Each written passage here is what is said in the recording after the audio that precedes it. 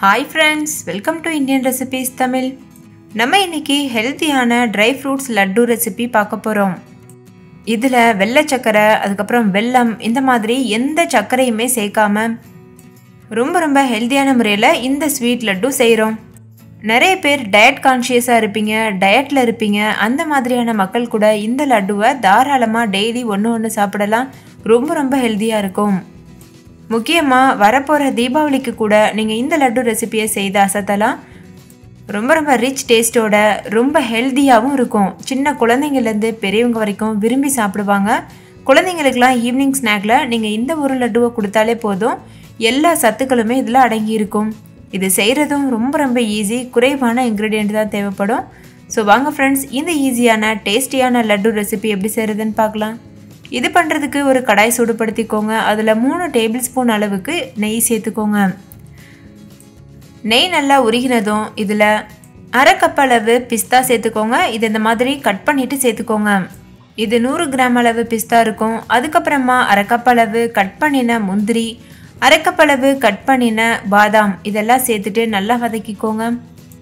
நீங்கள் இதில் விருப்பமான எந்த நட்ஸ் வேணாலும் சேர்த்துக்கிறலாம். அக்ரூட், நிலக்கடலை, அதுக்கப்புறமா சிரோஞ்சி இந்த மாதிரி உங்களுக்கு பிடிச்சமான நட்ஸு சேர்த்துக்கிறலாம்.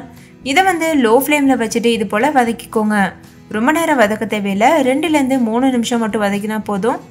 இதில் உங்களுக்கு ஏதாவது நட்ஸ் பிடிக்கலைன்னா அதை நீங்கள் தாராளமாக ஸ்கிப் பண்ணிடலாம். உங்களுக்கு பிடிச்ச நட்ஸை எக்ஸ்ட்ராவாக சேர்த்துக்கிறலாம். இந்த 3 நட்ஸுமே நான் 100 கிராம் அளவு சேர்த்துருக்கேன். இப்போ பாருங்கள், இது ஓரளவு வதங்கிருச்சு. இது ரொம்ப நேரம் வதங்கணும்னு அவசியம் இல்லை, லேசாக முறுமுறுப்பாக வதங்கினா போதும். இப்போ இதை ஒரு மிக்சிங் பவுலில் சேர்த்துக்கோங்க. நம்ம சேர்த்துருந்த நெய்யை இதில் சேர்த்துடக்கூடாது. நெய்யை கடாயிலேயே வச்சுட்டு பருப்பை மட்டும் சேர்த்துக்கோங்க. ஏன்னா நம்ம அதே கடாயில் மற்ற இன்க்ரீடியண்ட்டும் வறுக்கணும். இப்போ இது ஒரு ஓரமாக இருக்கட்டும். அதுக்கப்புறமா அதே கடாயில் மீத நெய் இருக்குல்ல, அதில் 100 கிராம் அளவு அரை கப் அளவு கிஸ்மிஸ் பழம் சேர்த்துக்கோங்க. அதாவது உலர் திராட்சை சேர்த்துட்டு லேசாக உப்பி வர்றது வரைக்கும் வறுத்துக்கோங்க. லோ ஃப்ளேம்லேயே வச்சுட்டு வறுக்கணும். நான் சிகப்பு கலர் உலர் திராட்சை சேர்த்துருக்கேன். நீங்கள் கருப்பு கலரில் இருக்கும்ல, அந்த உலர் திராட்சை கூட சேர்த்துக்கிறலாம். அது இன்னுமே ரொம்ப ஹெல்த் பெனிஃபிட் உள்ளது. இதில் நம்ம இவ்வளோ நட்ஸு, அதுக்கப்புறமா அந்த உலர் திராட்சையெல்லாம் சேர்த்துருக்கிறதுனால ரொம்ப ஹெல்த்தியானது. இது சாப்பிட்றதுனால வளர்கிற குழந்தைங்களுக்கு எல்லா சத்துக்களும் கிடைக்கும். அதே மாதிரி பெண்களுக்கு மாதவிடாய் சம்பந்தமான ப்ராப்ளம்ஸ் கூட வராது. அவ்வளோ ஹெல்த்தியான லட்டு. இப்போ பாருங்கள், இது நல்லா உப்பி வர ஆரம்பிச்சிருச்சு.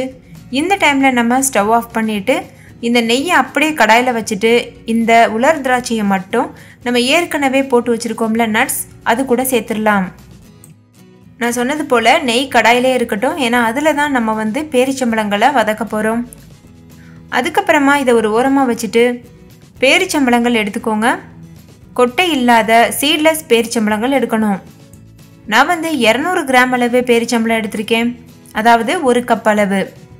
இதை நம்ம ஏற்கனவே மீதம் வச்சுருந்தோம்ல நெய், அதில் சேர்த்துட்டு ஒரு 2 நிமிஷம் லோ ஃப்ளேமில் வச்சு வதக்கினா போதும்.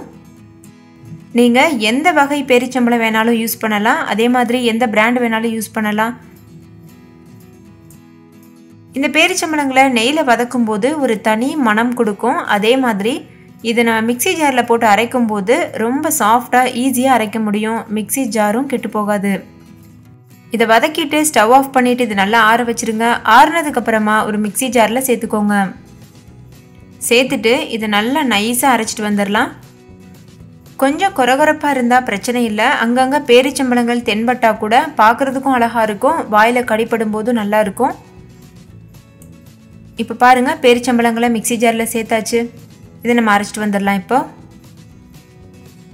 நல்லா அரைச்சதுக்கு அப்புறமா நம்ம ஏற்கனவே உலர் திராட்சை நட்ஸ்லாம் சேர்த்து வச்சுருக்கோம்ல, அதில் இந்த பேரிச்சம்பழத்தை சேர்த்துருங்க. சேர்த்துட்டு இதை நல்லா ஃபஸ்ட்டு ஒரு கரண்டி இல்லைன்னா ஸ்பேச்சுலா வச்சு நல்லா இது போல் மிக்ஸ் பண்ணி விடுங்க. மிக்ஸ் பண்ணதுக்கப்புறமா கையில் கொஞ்சம் போல் நெய் தடவிட்டு இந்த மாதிரி எடுத்து விட்டு கையிலையே நல்லா பிசைஞ்சிக்க போகிறோம். அதுக்கு முன்னாடி இதில் ஏலக்காய் தூள் சேர்க்கணும், அது நல்ல ஃப்ளேவர் கொடுக்கும். நான் அரை டீஸ்பூன் அளவு ஏலக்காய் தூள் சேர்த்துருக்கேன். சேர்த்துட்டு சப்பாத்தி மாவு பதத்துக்கு நல்லா இது போல் பிசைஞ்சுக்கோங்க.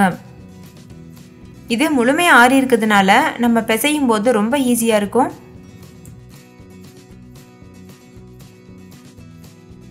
நல்லா பிசைஞ்சதுக்கப்புறமா இதில் நம்ம கையில் வந்து கொஞ்சமாக நெய் தடவிட்டு சின்ன சின்ன பகுதியாக எடுத்து உருண்டை பிடிச்சிடலாம். நல்லா லட்டு மாதிரி ஷேப் கொடுங்க.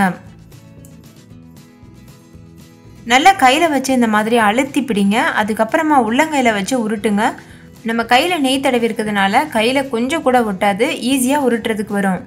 இப்படியே கூட நீங்கள் வைக்கலாம். ஆனால் நல்ல ரவுண்ட் ஷேப்பில் இருந்ததுன்னா பார்க்க அழகாக இருக்கும்ல, அதனால் உள்ளங்கையில் வச்சு நல்லா இது போல் அழுத்தி உருட்டுங்க. லட்டு கண்டிப்பாக உடையாது.